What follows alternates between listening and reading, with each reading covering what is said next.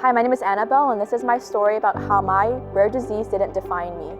So some backstory is I grew up going to church in Oklahoma, and though I regularly went to church on Sundays, Wednesdays, Fridays, even Saturdays, and I was serving in the youth group and I was a Sunday school teacher, I didn't quite understand what it meant to have a personal relationship with God. I kind of believed in God like how I believed I was Korean. I just didn't question his existence and just believed that he was God and that Jesus came to save us. But what that meant for me personally, I didn't quite understand at that point.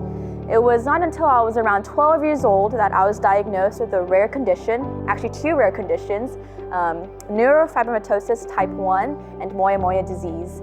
And those two conditions, one of them, it constricts my blood vessels and makes me susceptible to strokes, and the other one affects my skin and my internal organs. Now, once I was diagnosed, I got pretty upset at two different people and God. The first person was my dad. My dad often compared me to Isaac and how he was Abraham and how he had to sacrifice me up to God and how he developed his faith through my sickness. I thought that was pretty messed up that my own dad would compare me to Isaac and that my sickness was benefiting his faith. And so I had a resentment towards my dad for comparing me in that way, and he was also very protective of me where I couldn't participate in certain sports that I would have liked to. And then I got pretty upset at my brother for being perfectly healthy. He's actually currently a senior in the Naval Academy and trying to be a pilot, and that's how healthy he is. And I got really mad at God because I believed in miracles. I believed he was a good God, and if he was able to make my brother perfectly healthy, why couldn't he do the same for me? So that caused my relationship with my brother to be kind of twisted and a lot of jealousy on my end. And then finally, I got really upset at God. Yeah, like I said, I believed that he was a good God and that he could perform miracles. And I've read about it, I've heard many Bible stories and saw many YouTube videos. So why did he make me so sick? Now, this got to a point where it really ruined my relationships with everyone around me, not just my dad and my brother. It ruined my relationships with my youth group friends, with friends at school, and older people in my church. And people noticed that I was becoming kind of bitter and very selfish. And then that all came to kind of an end when I went on a mission trip to Mongolia.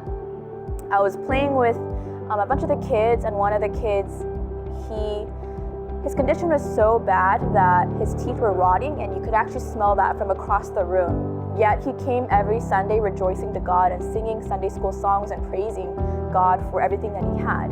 And he didn't even know when he would have his next meal. So how could I, someone who's blessed to live in the United States with a warm house, clean water, and food on the table, how could I not be grateful for that? So that was the first kind of wake-up call for me. And the second one was when I was playing with some other kids, and they're a little older, and we're laughing and playing fun and like making all these jokes.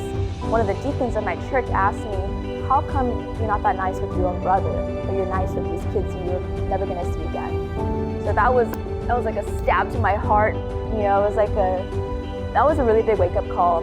And later that night, I prayed a prayer of repentance, and it was probably the first proper prayer of repentance I ever gave to God. And that was the night I also gave my lordship decision to him, that I would give him authority over every area of my life, not just my Sundays when I go to church or Fridays for Bible study, but every area: school, academics, career, and of course my health. Now from that point on, I wanted to live my life for God. I didn't want my sickness to define who I was, but my identity as a child of God, as a minister of the gospel, to be something that I hold on to. I'm very honored to have the pleasure to be a minister, to be a mentor in A2A, to share my testimony, to lead people in different programs, and of course, share the gospel with them.